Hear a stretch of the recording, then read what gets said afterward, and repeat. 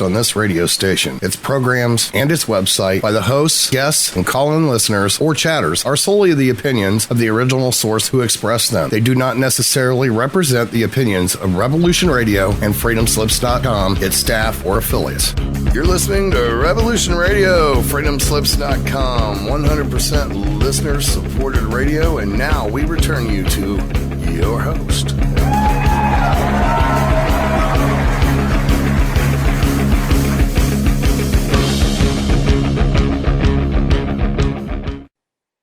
Hello, welcome to Rising Reality. And we seem to be live on the air on Studio B on revolutionradio.com, which is entirely listener supported. And so your donations are greatly appreciated. They have seed packs and we have access to the archives for that sort of a thing. And it's very nice. So we very much appreciate you being able to keep us hosts on the air. Very happy about that. So, without further ado, I'm going to bring in my friend Trinity here. Wherever I can find her. There we are. I guess she is joining me today. And here she comes now. So today I want to go into, again, the electric universe a little bit, and then go into, say, spirituality and belief systems, and what exactly that means. As human beings, we don't often understand what exactly is going on around us, especially in maybe, say, the spiritual realms, or what our belief systems do to create that kind of thing. It's very interesting sometimes because we don't always understand, perhaps what we have accomplished and what we haven't accomplished. So, Trinity did not respond right away. We'll try her again. I think that the future could be a beautiful place if we apply ourselves and try to make it a beautiful place.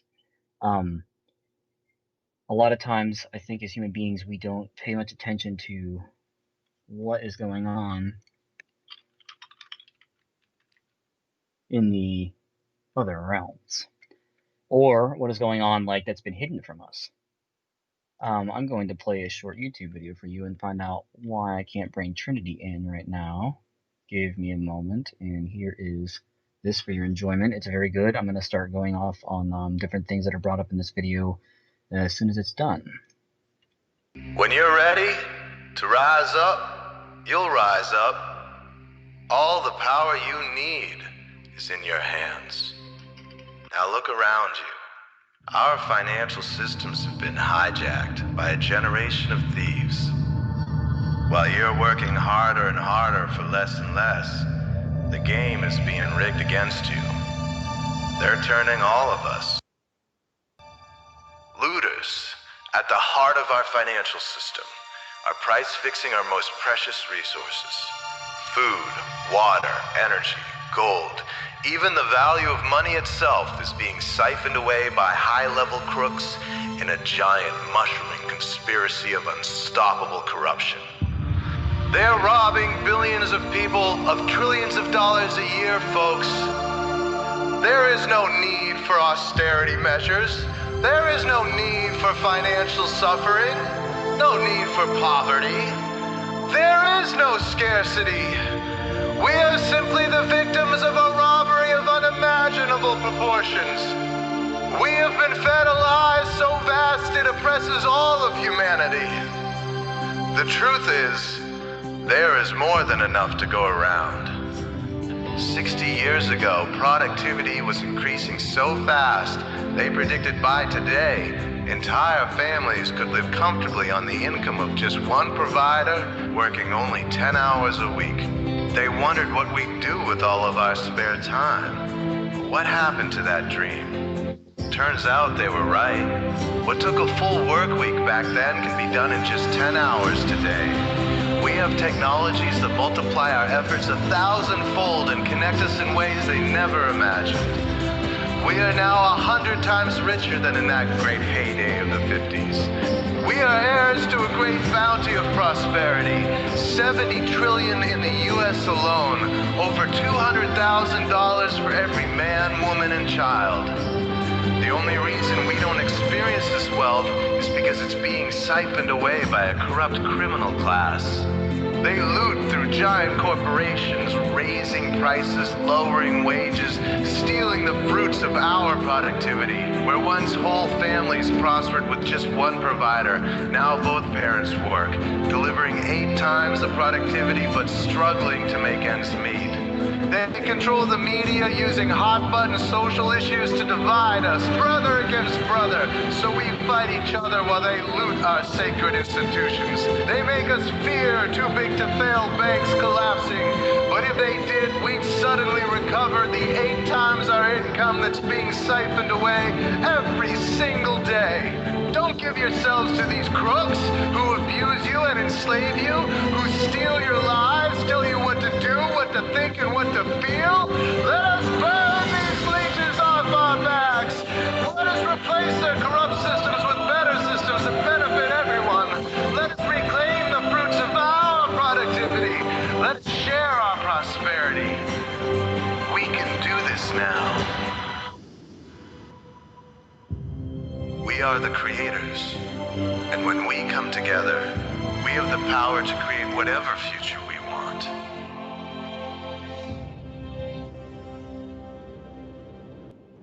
So that video is by, or that, it's a video on YouTube, but it's by Tragedy and Hope.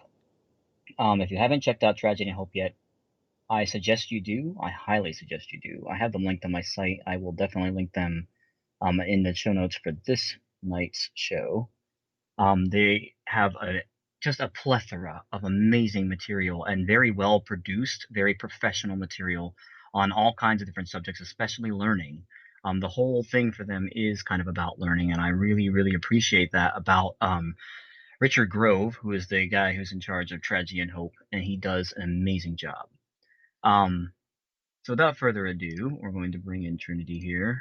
Hopefully this time it will connect. And we shall see if it decides to connect this time. Nope, not again. I like technical difficulties. At least you all can hear me today. If somebody can't hear me, I hope somebody says so in host chat so that I know. But I know I'm going out loud and clear, so everything's good on that end. At any rate, so in that video, he says a lot of interesting things. He says, about the productivity of humankind, especially in terms of automation, is definitely a big key thing in this. And a lot of people are kind of scared of automation, scared of AI. I don't necessarily think that AI is the problem. I think it's that human beings aren't using it in the right fashion. Like, it's one thing to try to make it a real thing. It's another thing entirely to just automate a factory. And somebody says, well, you'd run out of jobs. But why doesn't human creativity fill up that gap? Why don't people like me and people who do creative things and all that kind of stuff kind of pick up and move on? Because I think everybody has a bit of creative spark in them to be able to do things, no matter what it is. Different people have different opinions, different abilities to do all kinds of interesting things. Like, some people are good at mechanical work, some people are good at a lot of different things, some people are good at art, some people are good at music. I mean, there's all kinds of different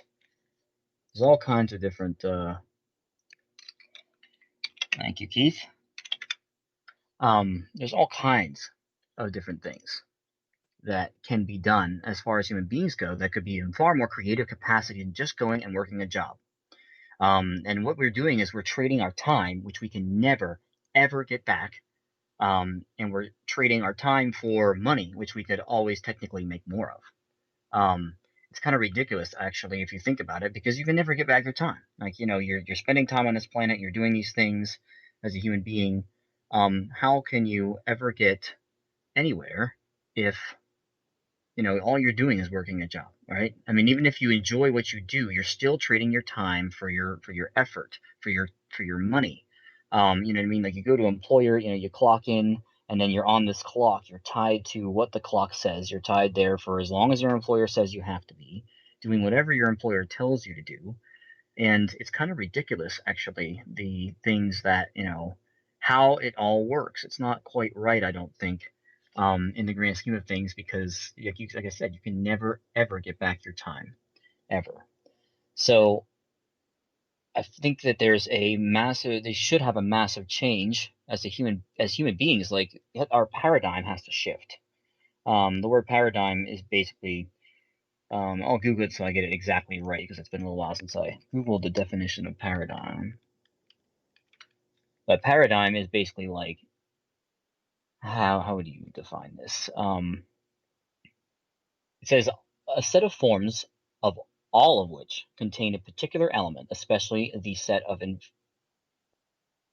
inflected forms based on a single stem or theme, or an example serving as a model or a pattern, or a framework containing basic assumptions, ways of thinking, and methodology that are commonly accepted by members of a scientific community, or a cognitive framework. I just lost it because everything changed. I don't know why. There it is. A cognitive framework shared by members of any discipline or group. So think of our entire enslavement to the monetary system. Our entire enslavement to the monetary system is based out of this paradigm that we continually, subscribe to as human beings. Like, we go out and we work for a living, we drive some car that, runs on this gasoline, and we take it all for granted. We think that everything is always the way that it is. We think that everything as we see it today will be as it is tomorrow. We think that everything we see tomorrow will be as it is the next day, and the next day, and week after week, and month after month. We think that nothing will change. And that is not true, because things change all the time, and change is the only constant in the universe. Most people don't even think about it, but everything changes all the time, and we change all the time too. And also our consciousness, or how we understand our consciousness. How we understand, how we see ourselves, or how we see the world. It always changes constantly at any given moment. A lot of people can't remember everything, can't remember things. Looks like Trinity is having some major technical difficulties, which is very sad. At any rate, we will see if we can get her on here or not, or I will just continue on my own. So we have these paradigms, like the monetary system is a paradigm.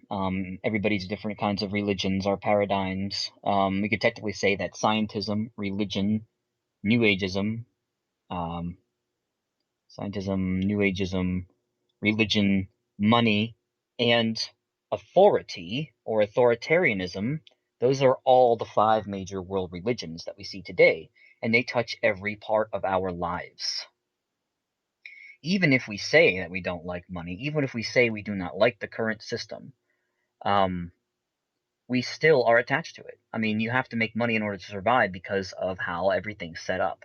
And it's set up this way on purpose. The people who architect are the architects of our world, and still are the architects of our world, they control all of that behind the scenes. Every little detail of everything, like, they make sure that they have clamped down at all times. It's very, very sad, honestly, that everything is still like this, that people are aware of this, and everybody still seems to allow it to happen.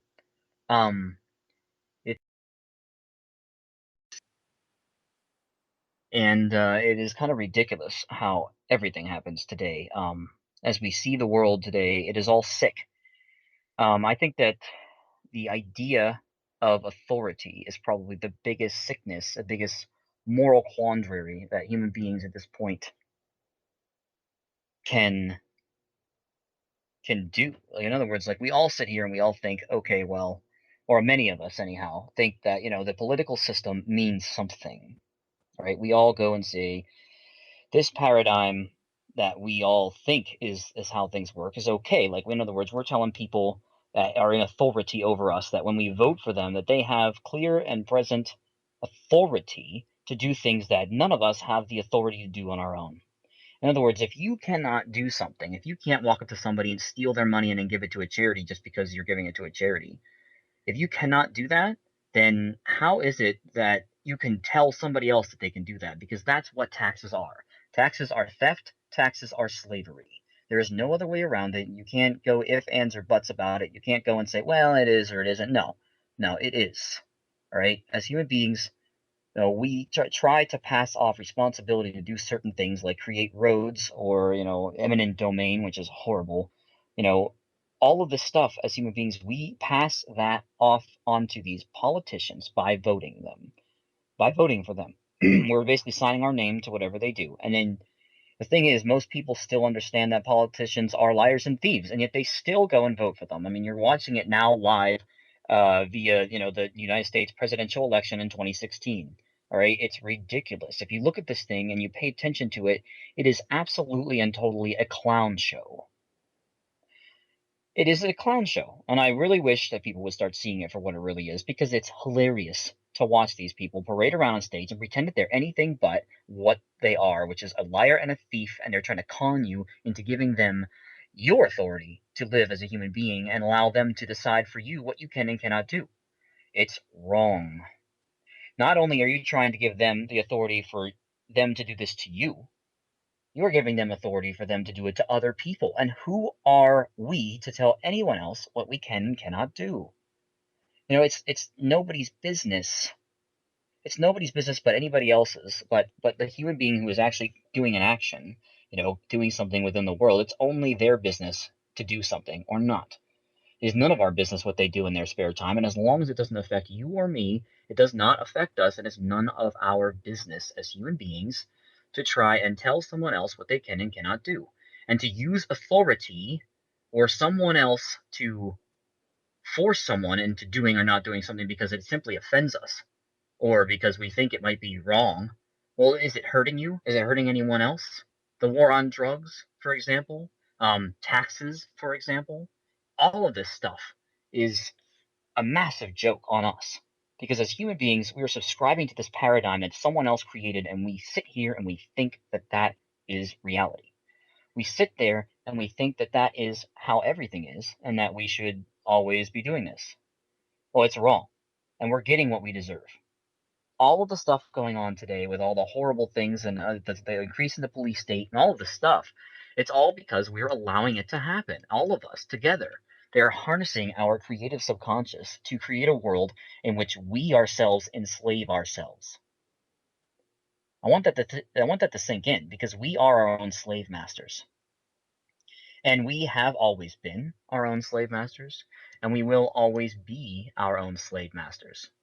And it's really, really, really sad if you really think about it and you sit down and go, well, wait a minute, we spent our entire lives running around in circles, at the behest of these people. And they have no right and no, I mean, they use us to let them do these things. They use us to allow them to completely destroy the earth, to wage wars, to kill people, to go across the seas and have 700 plus military bases around the world. All of this is created out of us allowing it to happen. We are the ones guilty here. And I think that's the hardest thing for us to accept. As human beings, our creative subconscious is being used and harnessed. Our belief systems that we have spent so long using and believing that they are true, we are the only ones who are creating this. The elites use us to do this. It's when you come down to who is more morally culpable, the order giver or the order receiver. Who carries out the order? Because somebody telling somebody not to do something, say a politician, they only have the authority that they have if we do the things that they tell us to do. And that's it. There's no ifs, ands, or buts. That's just how it is. If you look at natural law, then you can see that the golden rule is not being followed by us if we're allowing these people in our stead to do all these things. It's not right. So I think that we need to start looking to change our paradigm. And that goes through individual people. That goes through what you and I do. It goes through how we talk to other people. It goes all of this stuff. It can only be done if we as individuals decide to stand up for ourselves, decide to do our own things instead of relying on them to do whatever it is, that they want to do. So I want to get into more of the electrical universe right now. As human beings, we look out and we see this universe, and there's obviously certain theories out there to try to say that there is no such thing. We're wondering, Trinity and I are wondering if the technical problems was on her end and might be the new update that Skype pushed out last night, which I do remember getting.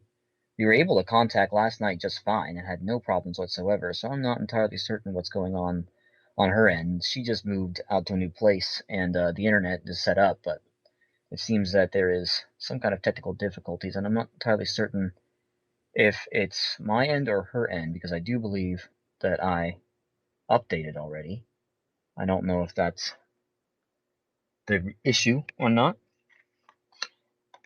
At any rate, if you look at like I covered last week, I covered Piers Corbyn talking about climate change and global warming being a falsity as far as man-made global warming goes. I'm not going to deny at all the amount of damage that we have caused as human species to the planet through the corporations for the most part. It's really sad how much problems have been caused, like all the dangerous, nasty things, and then you see all the dolphins watching up on the beach and that sort of a thing. It's really sad. But in order for us to fix this, we have to change the paradigm. We have to change our understanding of how the world works. The reason being that global warming is such a hot button issue, as Piers Corbyn was saying, when I had him had that audio clip playing last week, he's saying, it's all caused by the sun. The only reason that they want to do anything on a governmental level to, take care of global warming is because they want to make money off of it. They're going to do a carbon tax. Read carbon theft, and then leave it at that, because that's exactly what it is. Even more slavery for us all. And put that on top of the new form of slavery that we see here today, where it's this police state. Even in my home state of Pennsylvania now, they're doing away with driver's registration, or I should say, they're doing away with registration on license plates for vehicles, but they're not doing away with the registration. They're just rolling out to all police officers and all the police precincts in the state. They're rolling out the new license plate readers, the automatic ones, so they get you immediately. And then you have to do your registration online. You just don't get a sticker anymore. That totally increases their control, because now the cops don't even have to look. They don't have to look at your license plate. Their car automatically reads it for them. And it could happen to just random passerbys to anybody. And unless they're busy handling something else, then they're probably going to get you. I think that's absolutely ridiculous. And if you don't think so, that's fine. But do you want to live in an electronic cage? What business is theirs if you pay some stupid fine to the state to get some stupid sticker to put on your license plate? Why should you even be licensed to begin with? I've seen plenty of people that shouldn't be driving that are licensed, and plenty of people that probably should be driving and they are not, quote unquote, allowed because they offended the state somehow, and it was probably a non-violent offense. And let that sink in for a minute. Because if you're not harming another human being through your actions, such as a drug offense, then why is it that you're being fined and penalized? It's about control, and it is about money. Of course, money is also religion. So therefore, and it's also about authority. And by people by submitting to this authority, we're also submitting to that religion of authoritarianism. So therefore, those are two ways that it's extremely difficult as a human being living within the police state of the United States of Socialist Republic of America, or the USSRA, or the USSA, however you want to put it. That's really what we have here today. And you can argue with that if you want, but the more you look at the system that we have in place here that tells us what we can and cannot do, the more you see how this all affects us in that way. You have to have a license to have a business. You have to have a license to go fishing, and that's ridiculous. I mean, why should you have a license to go fishing? I mean, people talk about conservation as if that when you stock a stream, that those fish were natural to begin with. I mean, the way that people handle fishing season I think is absolutely ridiculous, especially in Pennsylvania, for example. Um, is there really any value in how it's being handled? Is there really any value in having a game commission, for example, who get mad at you if you actually do have a family pet that happens to be a little bit different than normal average family pet? I mean, is there really anything against having, say, a raccoon as a pet? But yet they'll fine you for it and they'll shoot it. Um, or they will try to get it out of your house. Like if they discovered that you had such a pet, is that really the game commission's business if your raccoon isn't hurting anybody? You know, how is it anybody's business, but your own, what you do in your own home with your own body? Because it's another form of slavery. And if you can't choose what you want to put into your own body, then you are a slave. Your body is their property. It is not your own. And that's it. Like you can't. I don't understand how anybody can misconstrue this. I mean, it's pretty easy if you've been grown up in the system, obviously.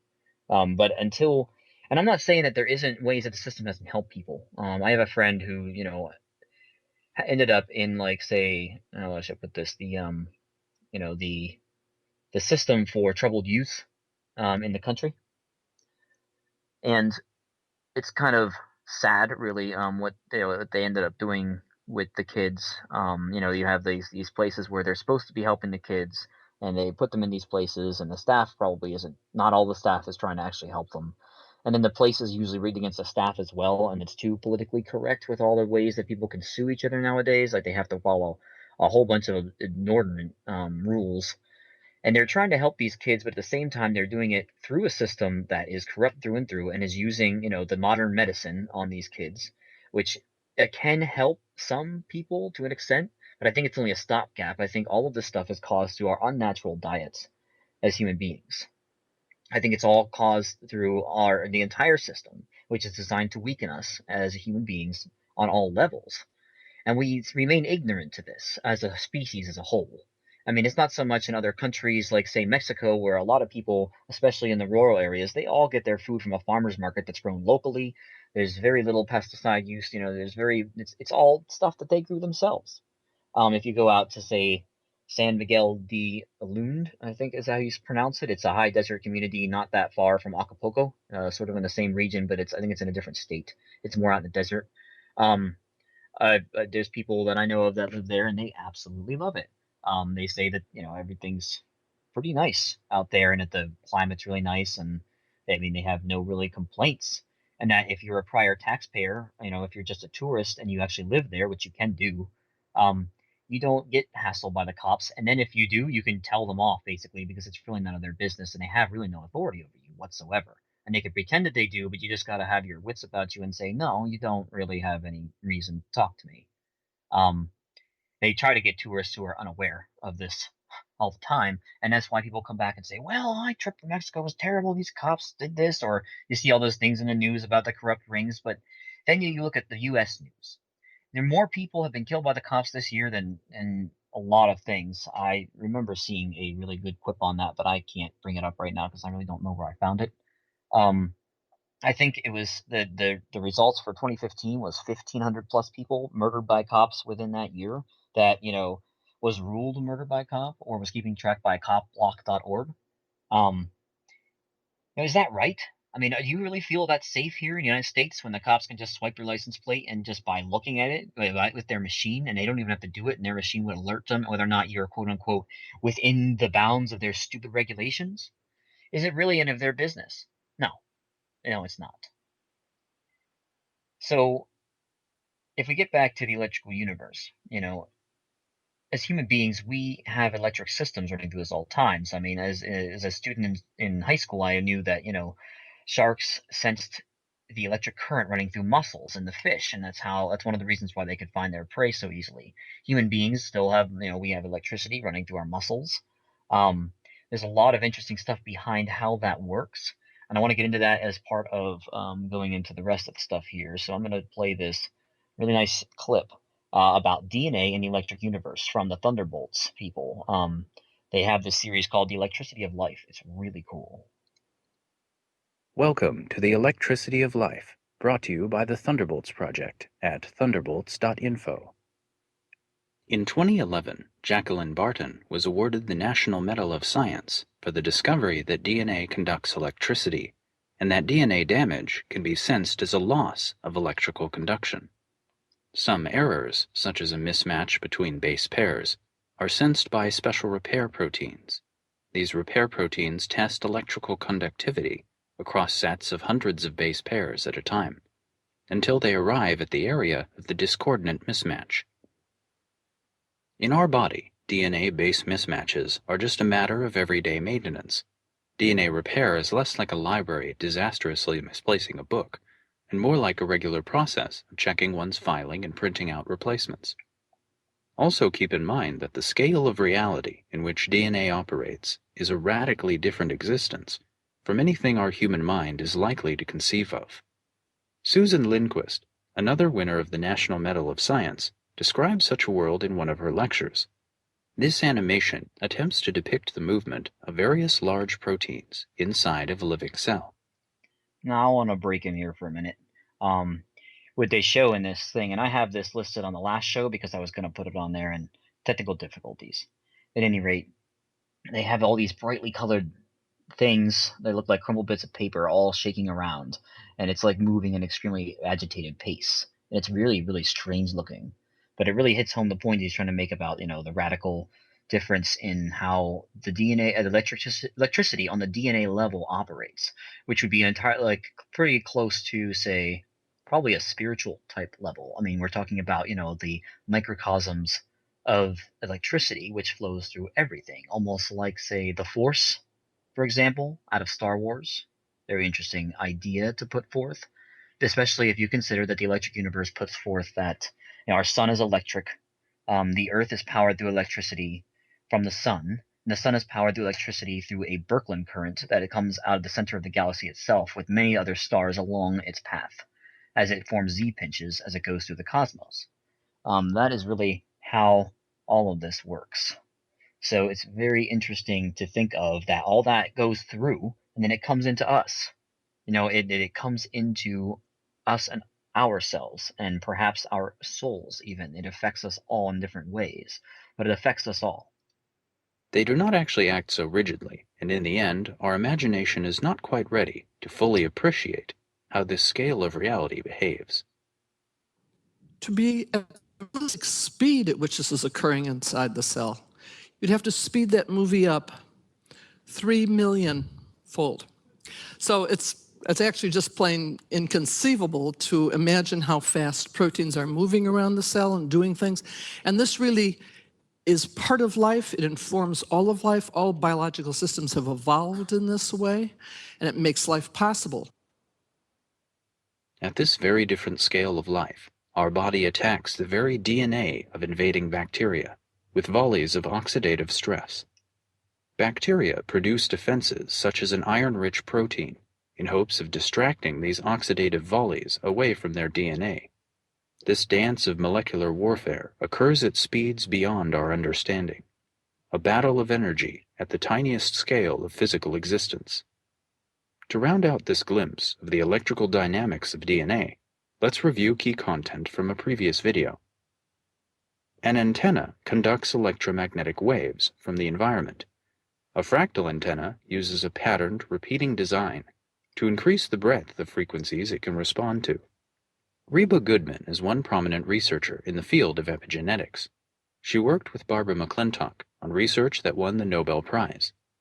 Now she is part of a community of researchers who have indicated that the repeating self-similarity of DNA structure functions as a fractal antenna. The electronic frequencies it conducts can perturb one particular sequence with a low electron affinity. This simple cytosine-thymine sequence, when its electrons are dislocated, stimulates transcription in regions it inhabits. For instance, the instructions for creating a cellular stress protein, as seen here. Labeled as MYC binding sites, these are the repeating cytosine-thymine sequence. They are located upstream from the promoter which cues the creation of stress protein HSP70. Despite the work of these esteemed scientists and many others, it seems like public narratives of science don't much discuss the electromagnetic sensitivity of life. Perhaps this owes to the potential dangers of human electrical infrastructure, an unpopular topic that many scientists have attempted to bring light to in the Bioinitiative report. Studying the electromagnetic sensitivity of life can yield important industrial and ecological wisdom, as described in this series. And I want to break in here again because I think he hits on an extremely important point there. There's another direction that you can go with this. When they talk about, what EM fields do to the human body, our Wi-Fi is based out of a positive polarity on the magnetic spectrum.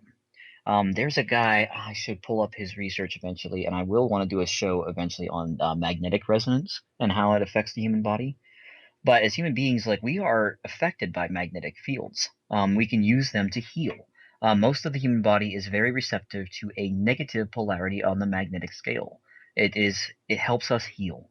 You could put magnets on a broken bone and it will help it heal faster. You can put magnets on a hurting joint or on arthritis and it will help it. There was a lot of research done on that in the 1930s along with the Rife machine. Very interesting stuff. The Rife machine used electromagnetic fields to kill bacteria and destroy them on an electromagnetic level in such a way that it didn't harm the human body. It harmed whatever it was trying to attack. They just had to match the frequency and it eliminated them. The Rife machine was stricken from the record and was not allowed to come out. People still make them, but they have to pretend that they're not designed to treat any sort of disease in order for them to still come out in the market, thanks to the FDA, which approves all the stuff that actually kills you, such as aspirin. And along with perhaps cautioning us against wearing a cell phone against our body at all times, we might come to contemplate much more in electrical terms. Turning our attention from the very small to the very large, consider the massive range of scale over which electromagnetic forces act upon the rhythms of life. The aurora is one way our human eyes glimpse the unseen forces that surround us. And as this planet pulses with enormous currents, there is a pulse of life coursing through every forest, every tree and fern, every sprouting plant. In every bird, lizard, or tiny fly, billions of microtubules form the ebbing and flowing will of their cells, and pulse with the computation of electric dipole interactions. They provide shape to neurons, creating the veins through which cognition may flow. There is an astounding depth of activity happening within everything that lives, and perhaps between every solar system in which they live. Thank you for joining me in this series, where I present my contributions as one of the scholars and scientists of the Thunderbolts project. Next time you look at the night sky, or the orchestrated veins running through a plant, or a tiny traveling beetle, remember the electricity of life that courses through our universe at scales both small and large. Another really interesting thing is if you start to look out into space, now that we have the more high-tech viewing apparatuses and the high-definition view of the galaxy, you look out in there and you see these crazy filaments spanning for hundreds of billions of miles, much larger than that. Huge things, all the nebulae that you see out there in space, it's electrically charged plasma. The filaments are caused by Birkeland currents, which is how electricity organizes itself. And when he talked about the corpuscles and like the different veins and everything, it's all organized by electricity, and it's all organized by some kind of beneficial organizational force, if you will, that helps bring life into what it is. And if you're interested in these videos, like I have them posted up here, you can look up thunderbolts.info that's a website, and you can also look up their YouTube channel. They have a lot of really interesting stuff on this. It touches all of us on every level. And like I said, Wi-Fi and cell phones. I have my cell phone on me at all times. I really shouldn't, but I think I'm trying to be connected. I'm trying to run a radio show. I got to know about different changes in schedule for work at this point because unfortunately, I am a slave, but I'll happily admit it, or I should say grumpily admit it, until I can manage to get out, as I discussed with Derek Rose on my second show. But at this point, I'm enslaved, and I know it. there are things that we can do as human beings to help us change that, or at least make us less dependent. I don't know if you know about Organite. Um, I have a piece right here because I keep them very close to my Wi-Fi, and I keep them right next to my bed to try and to get rid of any kind of like it basically changes and captures the nasty energies and converts them into good energy. Um, Organite is like this resin and a bunch of metallic shavings and some like crystalline rocks like citrine, and it's all put together into a resin, and it has been it, I think it was Wilhelm Reich is the guy who came up with it. And he had a lot of interesting research on it. There's actually devices that you can put in your yard that will get rid of chemtrails for like 40 to 120 miles, depending on how big you build them. If you really want to see some interesting stuff happen in your life, build 5 of them. If you Google them, you'll be able to find them. They're called chembusters. Very interesting stuff. I'll put it on the links to this show tomorrow or tonight after the show. I'll put it up there in the links. The chembusters are really cool. I want to build one. You just have to get some copper pipe about 6 foot in height and about 1 inch in diameter, or less than 1 inch in diameter. And these things are insane. Like I've seen some interesting things from them, and I really want to build one for my parents' yard, which is less than a mile down the road, and they have lots of space, so I could put it there and it wouldn't be disturbed. Um, I want to see what it does as an experiment. This summer, I plan on building one. It shouldn't take that much money in order to put it together, so that would be really cool to see its effects. And Andrew Bartzis, who has a show on this station, I think it's 9 a.m. PST.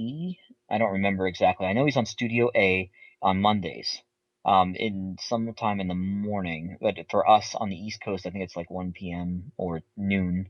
I don't remember exactly.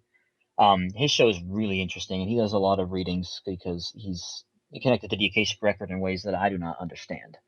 But he read me, and it was very interesting. But he's also the one that was like, listen, if you want to build some, organite, if you start doing that and start just throwing it around the roadways, he's like, it's one way to deactivate the system and its hold on us because it fucks with, or pardon me, it screws with the fields that are put out by the cell phone towers, which are like I said, using the positive magnetism. They're using EM fields that are harmful to the human body. It's one of the reasons why we are so ground down as human beings. Um, and also, I don't know if any of you have seen the recent movie called Deadpool, which is absolutely hilarious. I really heartily enjoyed it. I don't usually, I don't watch every movie. I don't really care, but there's a lot of stuff in there that there's a lot of interesting clues in there, right? So Trinity and I were talking last night, and she mentioned that there's this movie called Martyrs, which is a horror film, and it's supposed to be pretty brutal. I haven't watched it yet. I'm not going to sit there and say you should. But at any rate, what they did in the movie was they were trying to force these women or these people, they were trying to make them mutate. And how they did that was they basically beat them senseless and tried to put them under as much stress as possible in order to make them evolve, if you will, spontaneously. Um, in Deadpool, they do the same exact thing to him.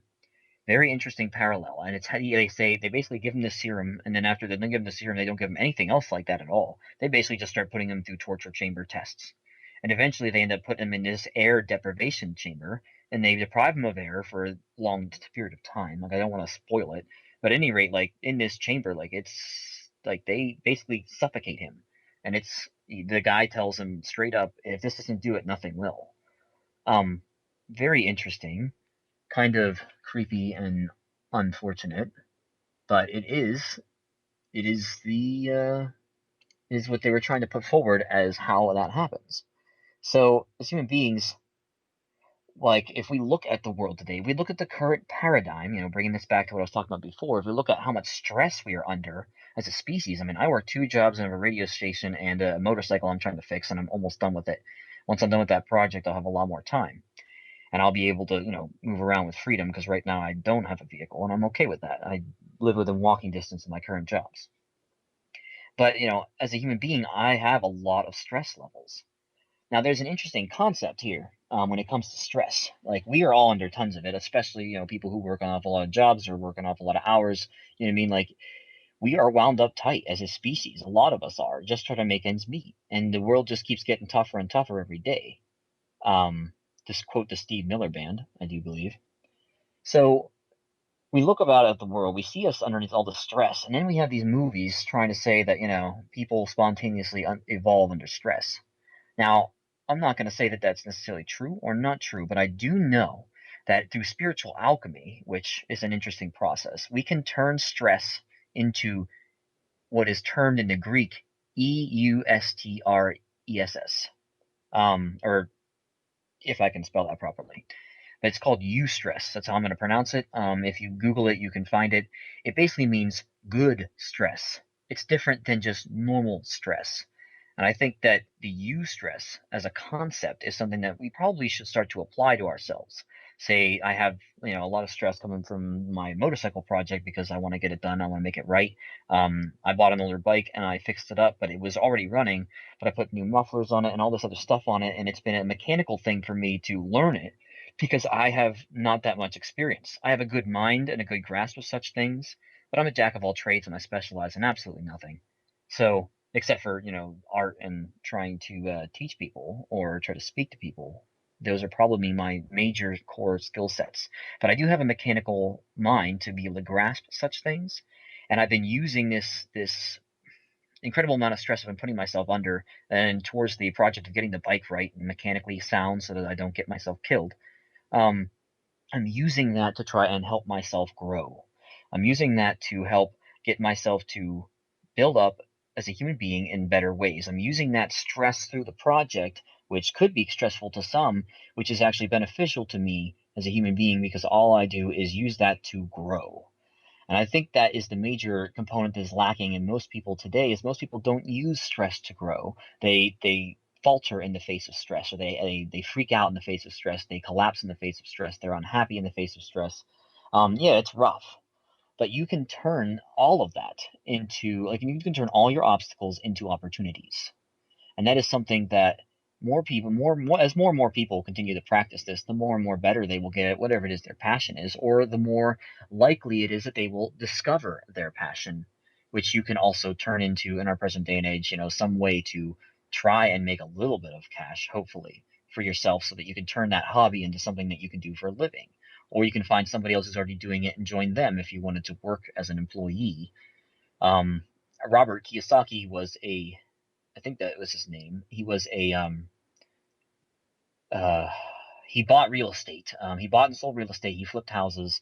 At any rate, he put forth this idea that there's four different quadrants of businesses, and one of them's self-employed, one of them's an employee, one of them's an investor, and one of them's a business owner. He's like, and the investor and the business owner are where you want to be. If you're an employee for someone else, they tell you what to do. If you are self-employed, then you're tied to whatever it is that you do, and you're the one doing all the work. On the other hand, if you hire someone else to help your business, then you are, freeing up your time and energy for you to be able to grow the business in other ways, and then being able to, manage it, but you're managing it through somebody else, so therefore you free up all your time and effort. And if you decide that employee is the right thing for you, because there's some people that they just want to work for somebody else and they don't want the hassle of having to do the rest of it. If you do that, there are ways to try and change the way that your work changes your life. Like, in other words, if you could manage to do something that's you can do online, for example, like some people I know program. Well, if you can do your programming work from home, then you can also do your programming work from a hotel with an internet connection. So you could travel the world and still do your job as long as you turn your projects in on time. It's an interesting concept. It's something to think about in your daily life, whether or not you could manage to pull something like that off. Um, I think that there are ways as humanity progresses into in the more technological age in the 21st century here. I think that it's going to revolutionize our lives, and it's up to us whether or not it's beneficial or whether or not it's problematic. How we address and how we as a human species decide to let that or not let that affect us, and how we decide, like I said with the orgonite, I can make my Wi-Fi much more beneficial to my body than it would be if I didn't have orgonite around. It would just be negative. It would just be the unfortunately magnetic positive resonance that is deteriorating the human body. And all pretty much everybody listening to this show probably has Wi-Fi and a cell phone of some fashion.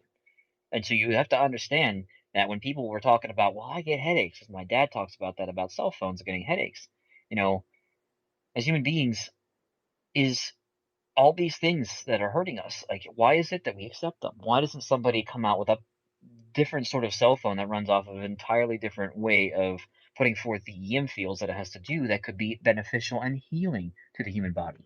And that was something that's a big secret about Tesla, who I also want to get into, because Tesla is a very, very interesting man, and he had a very, very interesting way of looking at the world, and he was very electrical universe savvy.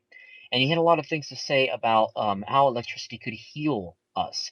And that was one of the main reasons he got shut down. It wasn't what it's commonly purported that Wycliffe shut him down because he couldn't put a thing on it. Yes, he could. He could license the receivers for the technology. He could license the receivers for, whatever.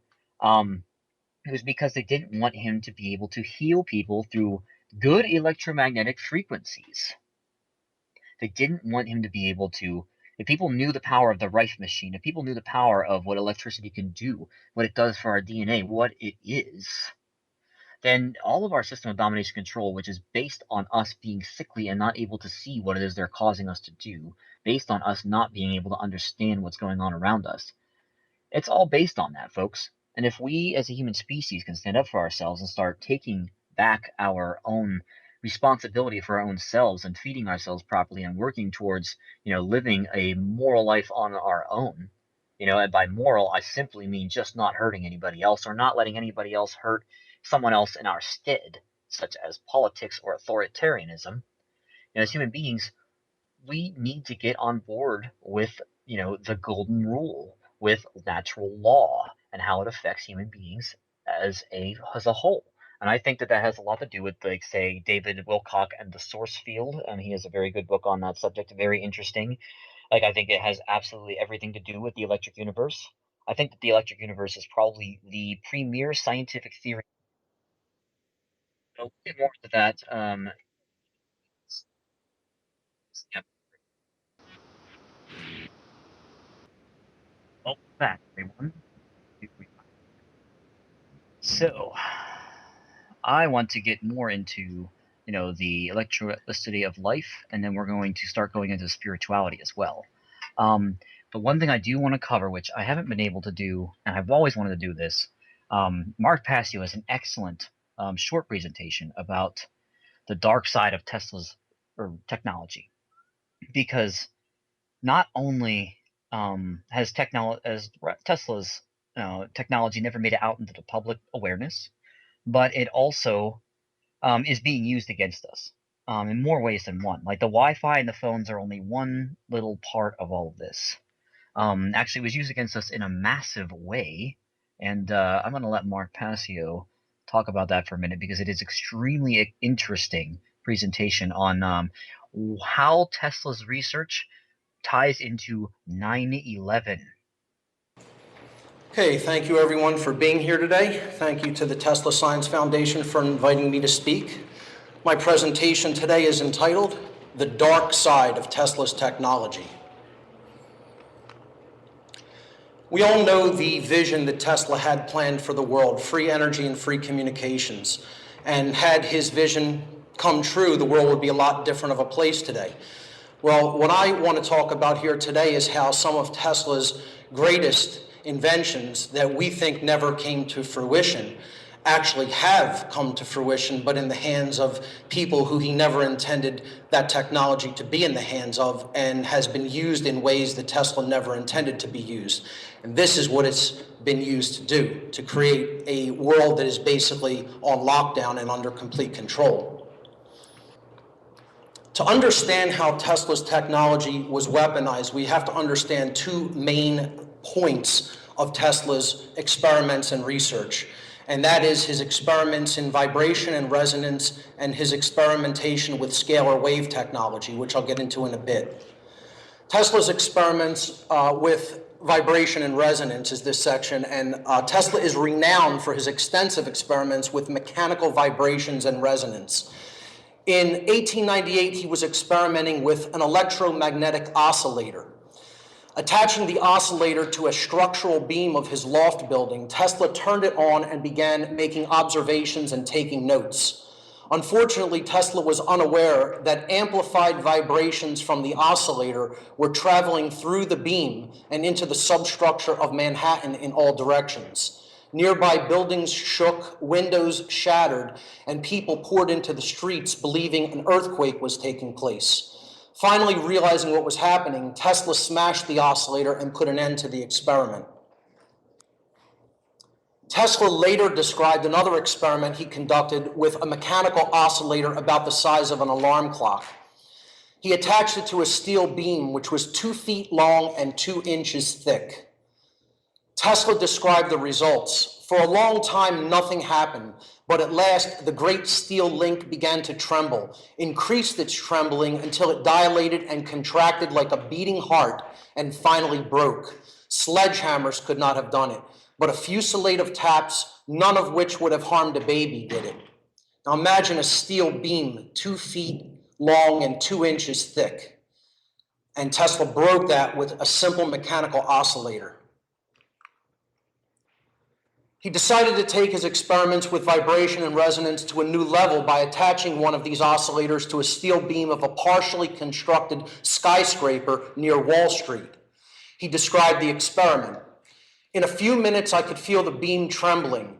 Gradually, the trembling increased in intensity and extended throughout the whole great mass of steel. Finally, the structure began to creak and weave, and the steel workers came down to the ground panic-stricken, believing there had been an earthquake. Rumors spread that the building was about to fall. Before anything serious happened, I took off the vibrator, put it in my pocket, and went away. But if I had kept on 10 minutes more, I could have laid that building flat in the street. And with the same vibrator, I could drop the Brooklyn Bridge in less than an hour. This is with a simple mechanical oscillator. Tesla continuously touted the awesome potential of mechanical resonance. He once told newspaper reporters that, using one of his oscillator devices, he would be able to, quote, reduce the Empire State Building to a tangled mass of wreckage in a very short time. Pay attention to this part of the description, folks. First, the outer stone coating of the skyscraper would be hurled off. Then the whole vast skeleton of steel, the pride and glory of the Manhattan skyline, would collapse. Now, think about that for just a split second. Where have we seen this before, and where have we seen it happen in front of all of humanity on September 11th, 2001? The next part of Tesla's technology that we have to understand that has been essentially used in ways it was never intended to be used by the great inventor was scalar waves. Tesla was the rediscoverer of scalar waves. In 1899, Tesla rediscovered scalar waves and conducted experiments with them in his laboratory in Colorado Springs. Now, I want to break in here again. By rediscovering, he really truly means that the ancient people on the earth had use of this technology, and that Tesla simply rediscovered it. And this is the same thing with nuclear energy. It's the same thing with nuclear bombs. Even I can't remember. I wish I had the clip ready, but I won't be able to find it while I'm doing all this. There is a quote out there. I can't remember the guy's name. He was in charge of the Manhattan Project, and when they came out with it, he literally said that it's because a reporter asked him if the nuclear weapons had ever been used before, and he had something very. I think that's how it went. And he had something very interesting to say. He said, "This is the first time nuclear weapons have ever been used in the modern age." Because there's all kinds of archaeological evidence for different sorts of nuclear explosions across the earth in the ancient past. And that's something to think about in terms of our recent and ancient history as human beings. We were told that, 5,000 years ago, 5,000 to 10,000 years ago, you had the first startings of civilization. And that was all there was to it. Like, mankind didn't really exist as we imagine him today before then. And we didn't have what it is. We were just an agrarian hunter-gatherer society or whatever. That we didn't have any sort of things. But yet, nowadays, they keep finding older and older civilizations. Older and older stone structures. There's ancient cities on the bottom of the ocean that most people don't even know about. not to mention Atlantis. There's all kinds of things out there that we haven't discovered yet. And according to the electric universe theory, and according to, say, Velikovsky, who has a very interesting Immanuel Velikovsky, if you look him up, I wouldn't say that all of his stuff is spot on, but what he was saying was absolutely true, is that there have been many major catastrophes within the cosmos and within our own little section of it, our little solar system, multiple times throughout our Earth's history, and that human beings, we are a scarred species. Our basic psyche, our, how should I put this? As Jung puts it, Carl Jung, the eminent psychologist, as he put it, there is a collective unconscious, and the human and collective unconscious is scarred. And is scarred because we have witnessed, as a species in our past, massive, horrible things happening in the cosmos that were both beautiful and deadly and would have been completely driven through electric and plasma interactions between charged bodies in space, including including and not limited to, say, our own Grand Canyon being carved out by a massive lightning bolt, because that's exactly the evidence reports to show that happened. If you actually look at what the electric universe has to say about how those things are formed.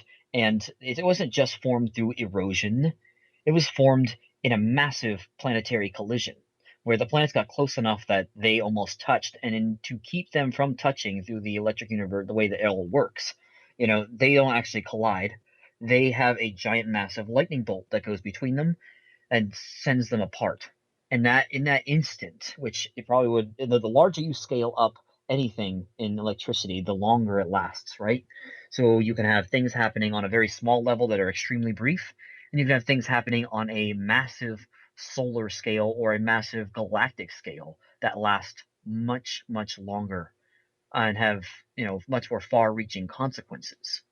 So it wouldn't be too much of a suggestion to say that the Valles Marineris, I think is what's called on Mars, unless I'm quoting, I keep mixing that up with, I think it's Marinus, Valles Marineris on Mars, the great, it's this giant, huge canyon that covers basically a third of the Martian surface. Like, that is a massive scar, much more worse than our scar on our planet, known as the Grand Canyon, both of which could have, there's a lot of evidence to suggest that they match the criteria to have been created by a massive planetary scale thunderbolt or lightning bolt. Very interesting to I understand that our entire consciousness as a human race has been harmed by all these different catastrophes, both man-made and natural, within our solar system and within our own planet. And also, there's been a lot of insider testimony coming out, and there's a lot of evidence for it as well, that the asteroid belt is the remains of a planet called Tiamat, or referenced as Tiamat, that was destroyed in some kind of a nuclear or a man-made, or should say, whoever was living on the planet, catastrophe. In theory, they were at war with Mars, and they destroyed that entire planet. And the refugees came here and intermixed with the Earth population many, many, many, many years ago. Very, very, very ancient past, like 500,000 years ago ish. I don't want to put a number to it because it's pretty hard to determine when exactly. If you've ever heard of the program called Brilliant Pebbles, I suggest you look it up. It's a very interesting section to look into, but that goes into another subject that I do not wish to tackle right now. Scalar waves flow at right angles to electromagnetic waves. They're considered to be finer than gamma rays or X-rays.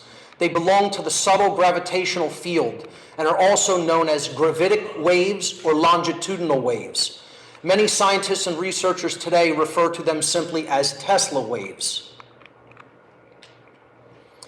As a result of his Colorado Springs experiments, Tesla learned how to harness scalar waves from one transmitter to another without using any wires. Tesla later, of course, built a prototype of this magnifying transmitter at Shoreham, Long Island, New York. As we all know, Tesla's funding for this project was revoked after his main financial backer, J.P. Morgan, realized that Tesla's world wireless system would destroy his business profits by allowing people to tap into quote-unquote free energy at no cost. And now again, I sort of disagree with the all necessarily, like, if it was actually providing wireless power or not, because in theory, it actually had a giant antenna in the ground, and that was the big secret. And that it actually reflected energy through the earth and allowed it to transmit it to different places across the earth and generate electricity through that fashion, which then it could be turned into wireless power if you so chose. But the real secret behind Tesla's work, I mean, it's one of those things that I don't have an awful lot of evidence right now to put forth, but it's a very interesting idea. I just want to say that I'm not entirely certain that it was all about world wireless and that it was about the energy generation, and that the field that it was going to put off would heal humanity, and that was one of the main reasons why they would not let it come forth, is because it would help heal humanity, make us better. Kill microbes that would harm the humankind, make everything much more beneficial, change us in a spiritual fashion if our DNA is indeed part of, indeed gives us electricity. I mean, think about the implications here. Tesla later discovered that scalar energy becomes bottled from the intersection of two scalar waves. Through interferometry, a technique of crossing scalar wave beams, large standing waves could be combined to produce a focused beam of extremely powerful energy. Several scalar waves sent from different transmitters could also be combined by this technique of interferometry to produce a plasma bottle of very high contained energy. This bottle or shield, it became known as a Tesla shield, could be moved around the planet at will, and the bottled energy could even be detonated remotely. If detonated in the Earth, an earthquake would be the result. If detonated in a building or a city, the result would be a violent explosion akin to a miniature nuclear explosion without any resulting radiation, which would disintegrate all matter within the quote-unquote bottle. And there's a newspaper clipping regarding Tesla's so-called death ray, death beam. Tesla's so-called death ray could literally project the energy of a nuclear warhead and direct it to any location in the world. Some say the massive explosion in Tunguska, Siberia in 1908 may have been due to a test of this technology. The force of the Tunguska explosion was estimated to have been 10 to 15 megatons. The blast flattened 500,000 acres of forest. It is conjectured that Tesla may have been trying to break ice at the polar circle during this test and may have overshot his target. Tesla considered further experimentation with scalar wave technology too dangerous for obvious reasons. He knew that scalar waves could be used to create man-made earthquakes or to create remote disintegration weapons. This is why he made the decision before his death to divide his lifelong research over multiple locations in different countries. That way, no one country could gain a power advantage over the rest of the world by weaponizing technology based on his research. After his death in 1943, the FBI and other intelligence agencies in the United States were actively involved in confiscating and suppressing many of Tesla's documents, including plans for his, quote, death ray weapon and his earthquake machine, deeming them top secret lest they fall into, quote, enemy hands. And it is my contention that this technology did, in fact, fall into enemy hands called the United States government. And it was used on September 11th, 2001. Now, before you scoff at this, take a look at some of the evidence I'll present here today. Now, that's a very interesting idea, right? I mean, think about how Tesla, described his mechanical oscillator, and that it would peel away the outer edges of a structure and turn it into, say, a fine dust, and then the rest of it would come crashing down in a heap. Did we see this before? I do believe we did. It seems to be painfully obvious to me that this is, completely against the idea of a controlled demolition, completely against, a lot of the normal mainstream theories on this. And I don't want to call them mainstream, but they become sort of mainstream. I don't think it was controlled demolition. I really do think that there's a lot of evidence to suggest that these buildings were destroyed through perhaps even using both of Tesla's inventions, the death ray and the how do I put this? The death ray and the mechanical oscillator. Because if you look, Josh, there's this woman named Judy Wood, Dr. Judy Wood. She wrote a book called Where Did the Towers Go? I highly suggest that you go out and get this book if you can.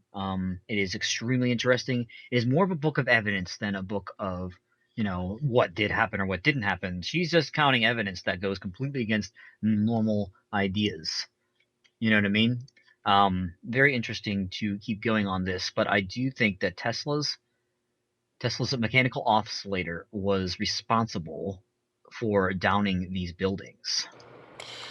The first thing I'll ask people is, if you never saw the events of 2011 or heard the official explanations as were given to us by the government and the mainstream media, and you took a look at these following pictures, would you yourself describe that as a collapse? So he's got pictures of all of the crazy clouds of dust, stills of the buildings coming down. And like, if you want to go see this, you can go just Google right now, YouTube, dark side of Tesla's technology. Go to about 9/11 in. Isn't that an interesting synchromystical little coincidence there? Go to about 9/11 in, and you will see these pictures. You'll see these pictures of the building collapsing. You will see a very interesting idea once you realize what Tesla was describing that was going on with his oscillator and what he could do with it if he necessarily needed to. Or would you look at that and say that is more akin to an explosion, a massive explosion, in fact, a disintegration? Are we witnessing a collapse there, or is that the building being disintegrated? What kind of energy is required? As scientists who may be out there listening, is the potential energy in a building of the mass of the World Trade Center and the force due to gravity and some burning kerosene enough to produce that kind of kinetic energy? Once again, the question I ask people to honestly ask themselves, if you did not hear the official narrative and knew nothing about the events of that day, would you describe what you are seeing there as a collapse? That's all I ask. This is a very brilliant woman who I highly suggest everyone really look into the empirical data that she has presented in her book. This is Dr. Judy Wood.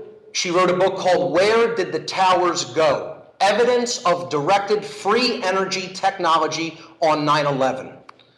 Everybody in this room should read this book and pay close attention to the evidence that Judy Wood presents. And she doesn't really jump to a lot of conclusions. The book is really a book of evidence that she presents. I highly recommend people checking it out. So I really can't go any further with this because a lot of it becomes very visual. He does play a presentation by Judy Wood where she is talking about this, and she has video of. I'm sure you've all seen it. There was this one portion of, I think it was the north side, but I don't remember. There's a portion where, as the building collapses, I don't remember if it's building 1 or building 2, but there's a portion of it that's still there. Everything collapses, and then there's this long piece of steel that's still jetting up, and those people that survived were underneath that steel.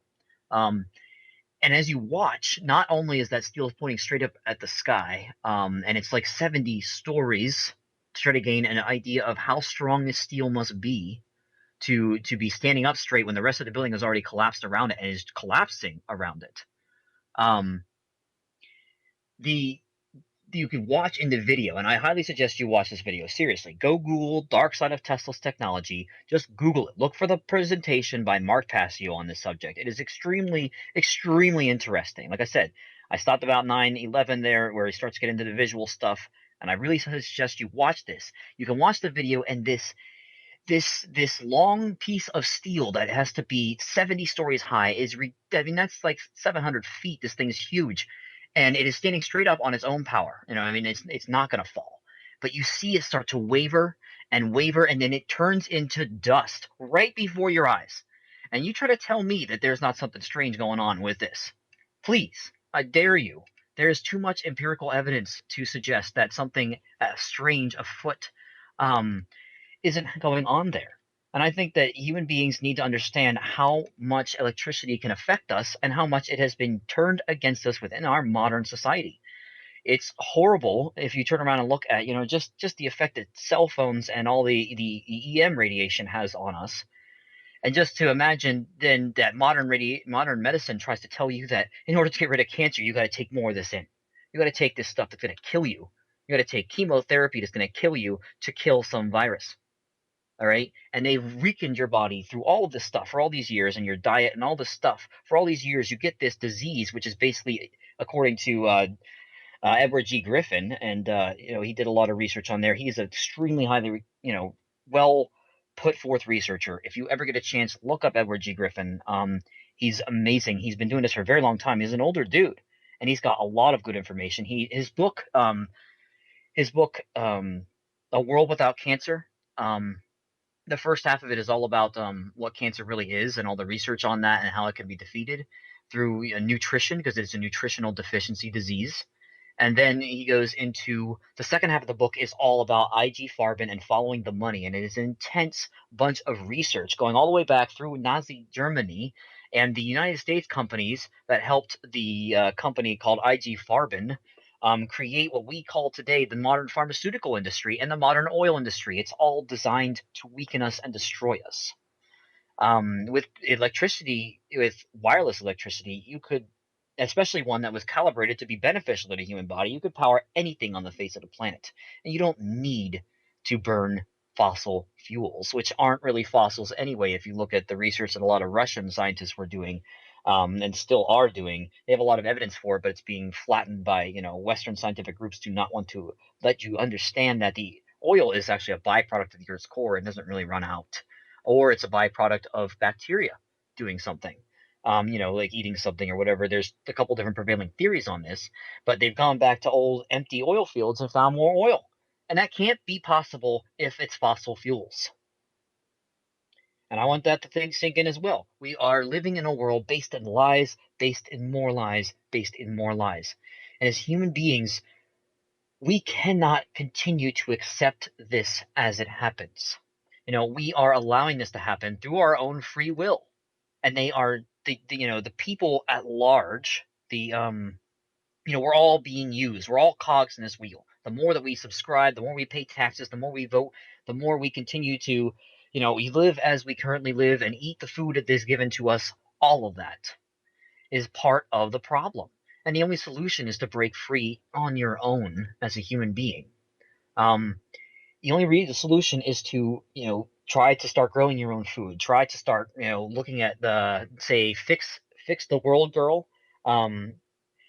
She is very interesting. Her website, I'll have to provide a link to it on my site on revisingreality.com for the current show notes, which I will have up, a couple hours after the show or in the morning, depending on if I can pass out or if I don't. But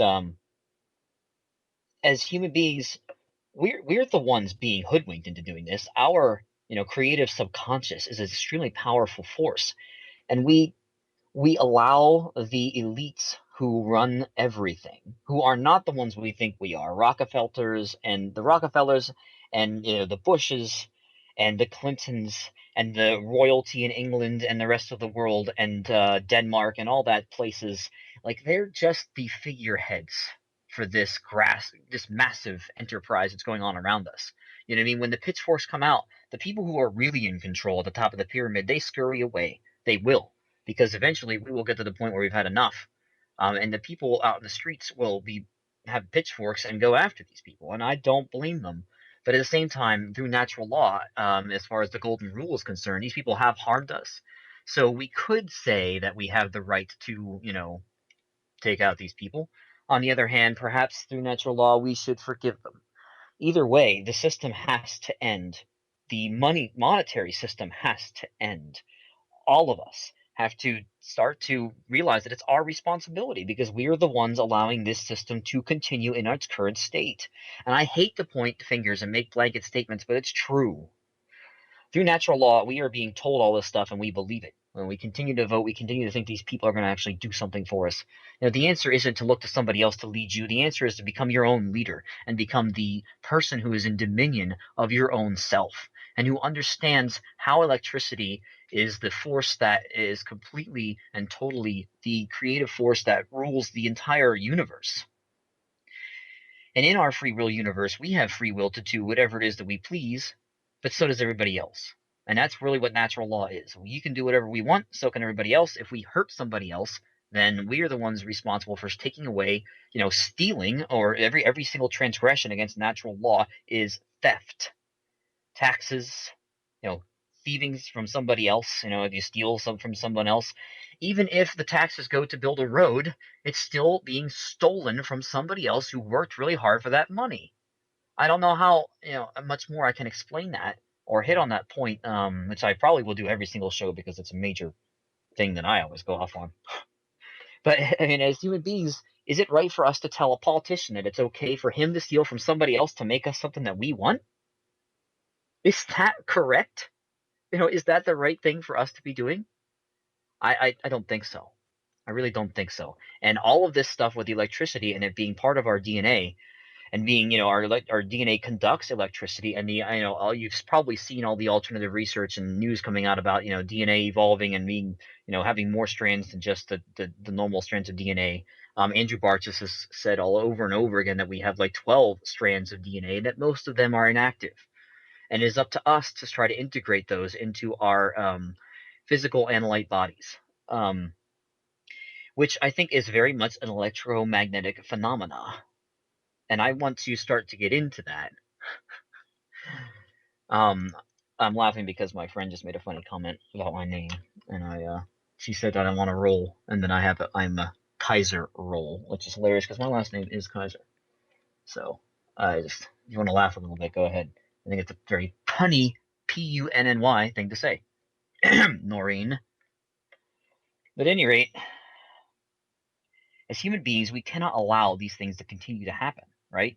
And one of the things we can use to empower ourselves is the idea of death. I think a lot of people who listen to the show and who are listening to the station for most of the time are probably pretty familiar with the idea that we're some kind of spiritual being, correct? When you look at the electric universe and you see how much our DNA on a basic level that our body has something to do with electricity, I don't think it's all that far of a stretch to say that maybe our souls, operate on this electric force and that it is the glue that holds the entire universe together. I don't think that that's too far of a stretch. I really don't. So Trinity and I were talking last night, and since she can't join me because of technical difficulties, which is very sad because I announced that she would be here and I hoped that she would be here, and she's not.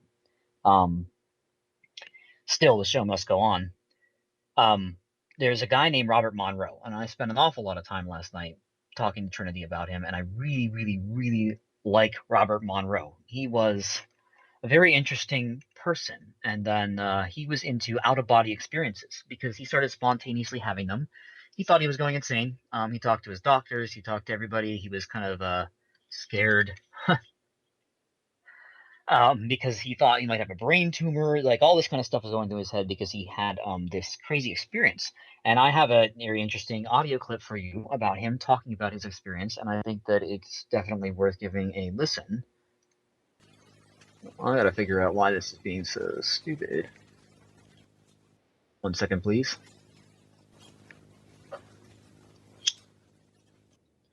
And now I want to break in here for a minute.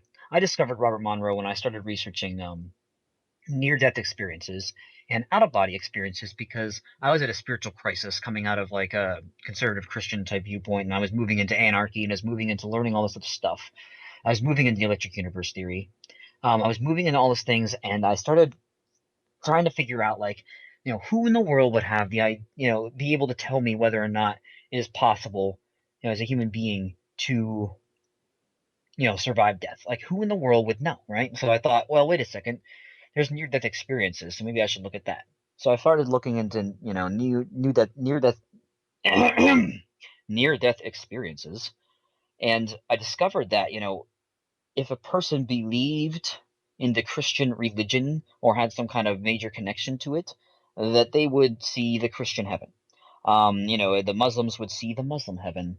That kind of a thing. Like your belief systems carried over into the beyond, for lack of a better terminology for it. So it would lead people who were already convinced of, Christianity, say, that they would subscribe to that quote unquote belief system, that they would see the things that they believed in the afterlife, which is a very interesting idea, right? But if you didn't, you would see like the light at the end of the tunnel kind of a thing. That's what was described basically. And there was a very small percentage of people that were ended up in like what I would describe as a hell realm, because they were tortured. They would admit to torturing themselves over something that they had done in the past, where they were, very upset about how they had treated somebody or something had happened. And they were the ones who ended up in this quote unquote hell realm, or a hell realm. You could say there's probably multiple different things.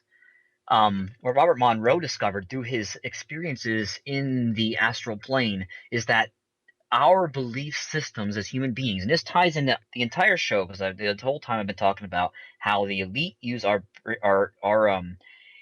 how should I say this, our lack of awareness to what's going on against us. They get us to assign to all these things. They get us to participate in all these things, including religion. And what Robert Monroe discovered is that the human brain, because most of us do not really have a grasp of how it works or how to use it. So as human beings, we don't actually understand how that goes on, and we're constantly thinking things that don't have anything to do with our current reality or what we're actually doing, and that puts out interference into the astral realms. And he discovered this as a very unpleasant thing to go pass through. Close to Earth, there's a lot of stuff that you kind of want to get past very, very, very quickly, because there's a lot of very strange things that are generated by human beings and our unresolved issues as human beings. Like people who are sexually frustrated because they don't understand how to talk to the opposite sex, or all kinds of interesting things. All this translates and is broadcast out by our brains into the greater spiritual reality that we inhabit day by day. And this includes the belief systems within religions. And what he had discovered in the astral planes and through his books, which I would recommend you to read all three. There's Journeys Out of the Body, there's Far Journeys Out of the Body, and then I can't remember which order they go in, and then there's Ultimate Journey. And the first two, all he did was write down what he saw when he went out. Like he journaled it very, very, I want to say religiously. I guess that's the wrong terminology to be used here, since I'm so against the idea of religion. But this is why, is because we create with our creative subconscious puts this stuff out there. And if you truly believe in something, you can create it. And this can be used in wonderful ways, or this can be used to entrap us and enslave us, as it has been done for so long. Let's let Robert Monroe continue this. He, by the way, he died in, I think it was 95. He left behind the Monroe Consciousness Institute in Virginia, where they use sound waves to help induce out-of-body experiences for people who haven't had them yet, and teach people how to do it on their own, so that you as a human being can experience what it's like to go into the beyond, so that you can have that essential knowing of experiencing the other side, so that you know in your heart and you've experienced that you're going to continue on no matter if you die today or not. And I think that's something that's lacking in religion, is that people just read a book and think that what that book tells them is correct. And you don't test or prove these theories by going ahead and inducing, say, an out-of-body experience and trying to visit these places to see if they actually exist. I'm saying that they do, but I'm also saying that they're not what they appear to be.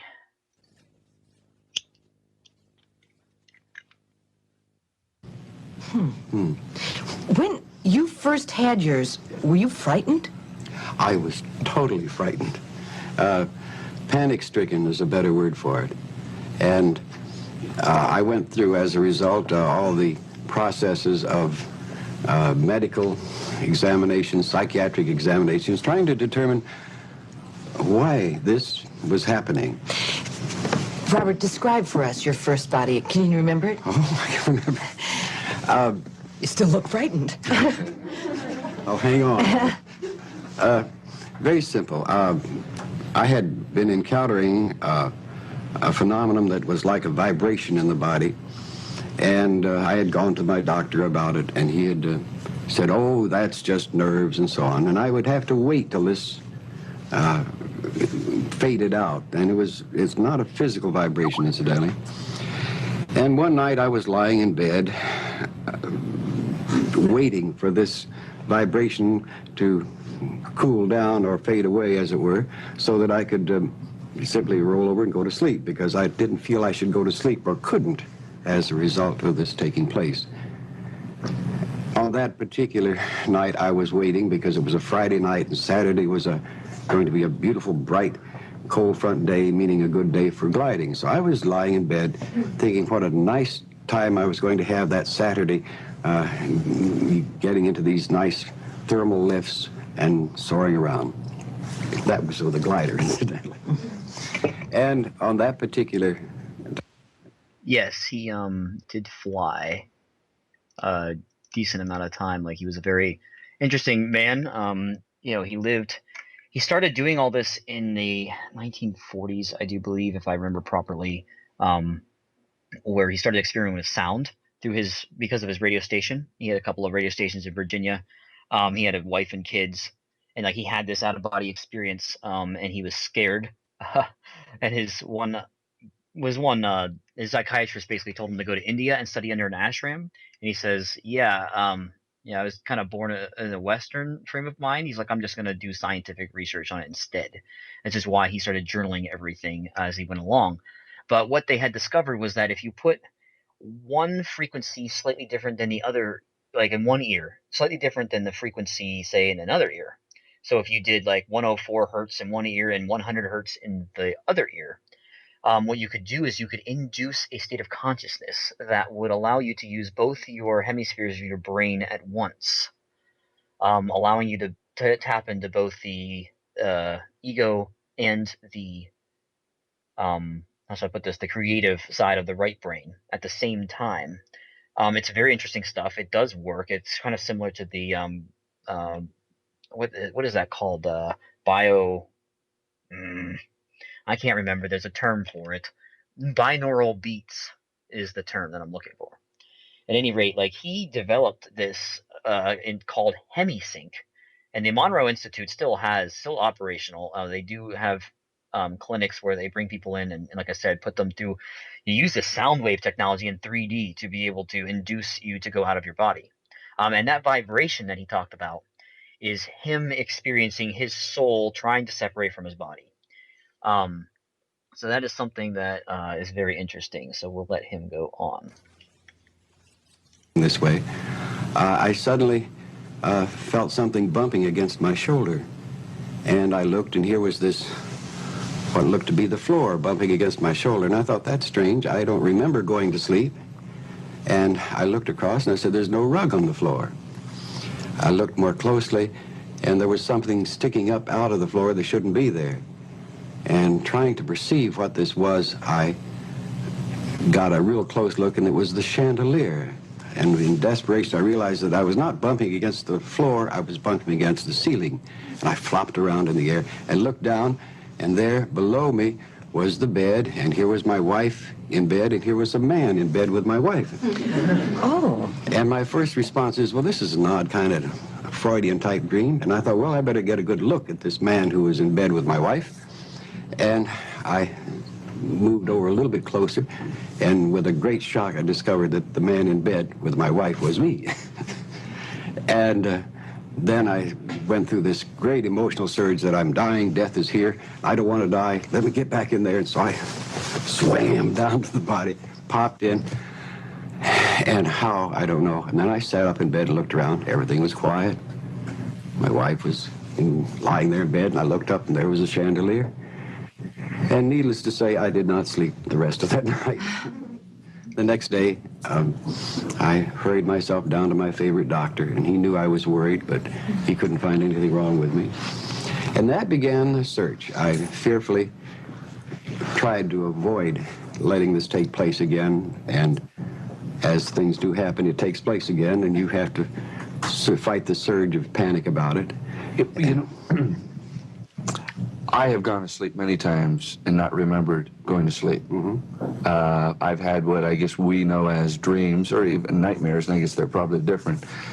So how do you know it wasn't that, or it isn't that when you go in and have an out of body? It took me almost a year of very cautious exploration to determine that it was not a dream. How do you explore it? Well, first you go just a little bit, and you look around, then you duck back in. Then you go a little further, as I did in the initial stages. So in other words, you have complete control of out of body? When you go through this in a careful process, you do, yes. I would be afraid of getting lost. Now, I know that sounds silly, but what if you went out and went around the block or something, got lost, couldn't get back? I did that a number of times. Did you? Yes. Well, see, it's not so silly. You could get lost. Oh, you do. It's amazing. For example, unless you have been in a helicopter, for example, over San Francisco at night, let's say you find yourself, if you're only 100 feet over a whole bunch of rooftops, try and find yourself and see where you are. Any questions from the audience about this? Yeah. Jill. When did this start? How old were you? I mean, was it like you were a kid? No, it did not start when I was about 40 years old. Really? And is it still happening to today? I mean, do you... Yes, in a different form. But you control it completely today, is that right? Oh, you mean... Wait, you know when you're going to come out, you say, okay, tonight I'm going to go for around the block? Or... Yeah, well, I've gotten tired of going around the block. Can you go far? Far? Another country? The farthest is about, well, I've gone around the world once. Just for Oh, you fun did of go it. so far. This time-space gets very boring after a while. So you don't only go around the world, but you actually go out of the world. Yes. How many times can you go from Virginia to San Francisco, which has been one of my common runs, before it gets boring? You like that, right? No, I just have a lot of friends here. You meet anybody else up there? Well, yes, we do. Now, can this help people if they learn this out-of-body experience? Can it help them when they die, or they think they're going to die, or their time's up in this There's life? a major discovery that comes with the result of such activity or practice. Without any equivocation, without any going past hope, belief, faith, you know that you do survive death. This changes your overview, your perspective. You have that knowledge, and it's not a religious thing. It's not a philosophical thing. It's a very, very pragmatic thing that you do survive physical death. And you... So I really, really want that to sink in. I really getting close to end of show, but yeah, like what I had just said earlier about our creative subconscious being used against us and not understanding death ourselves, not understanding what it is. We don't see it, so it's very easy for us to get swept away on these paths of religion and these paths of, I'm not saying that there's anything against Christ consciousness, which is completely a different topic than religion anyhow. It's not, that's not a religion, that's a state of being. As human beings, we are blind to all the stuff around us. And what he says right there is extremely, extremely important. A very pragmatic understanding of what's going to happen to us after death if we learn to go out of body on our own and can induce that state and can see it. And you understand, like, you don't even have to worry about death anymore. Yeah, sure, maybe you have stuff to do. But as a human being, you can understand that your soul, your consciousness is going to transcend the doorway that we call death. And if you can experience that for yourself, then you have no reason to fear anything. What do you have to fear if you know that you can survive death? Nothing.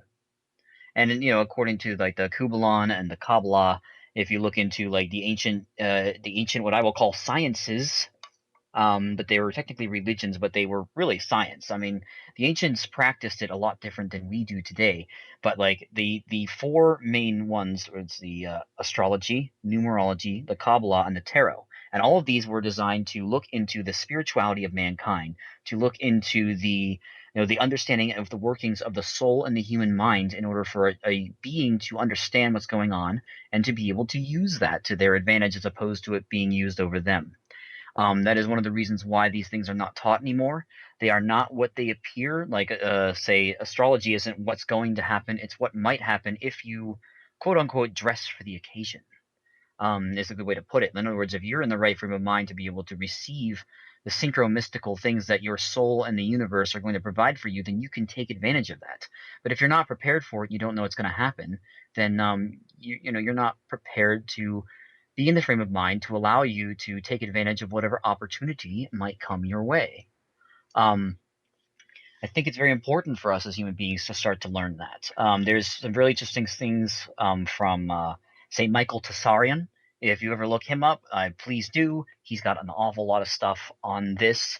I actually, this year I haven't done it yet, but I need to redo it. Like last year I had paid for, he has this thing where if you type in your birth date or whatever it is, then you get a whole year for $30, I think it is, and you can have all of your numerology displayed for yourself so that you can see what days and what years are going to be and under what numbers and what those mean to help you dress for the occasion.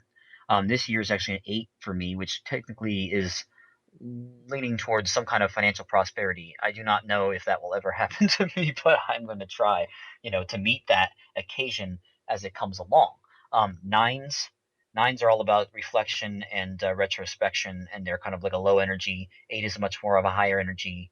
You have all of these different things within the numerology, which can be found, within their calendar. If you look at your birth date, there are ways to do that. Michael Tsarian has one. I'm sure there are other ones. There might be cheaper ones. I don't know. But for $30 for a year, I don't have a problem with it. I'm going to do it again this year. I think his website for that is taroscopes.com. And if you want to look into Robert Monroe and like the binaural beats that he created, the hemisync, you can go to www.monroeinstitute.org.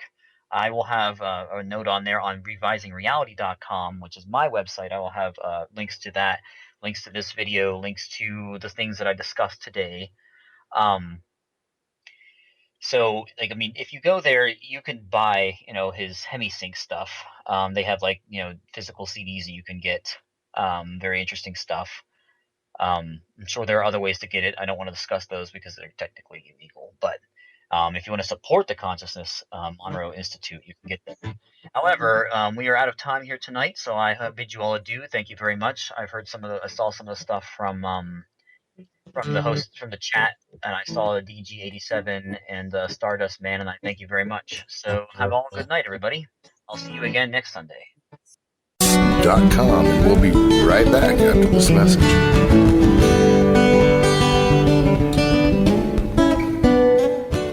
This is the people's war. It is our war. We are the fighters. Fight it then. Fight it with all that is in us.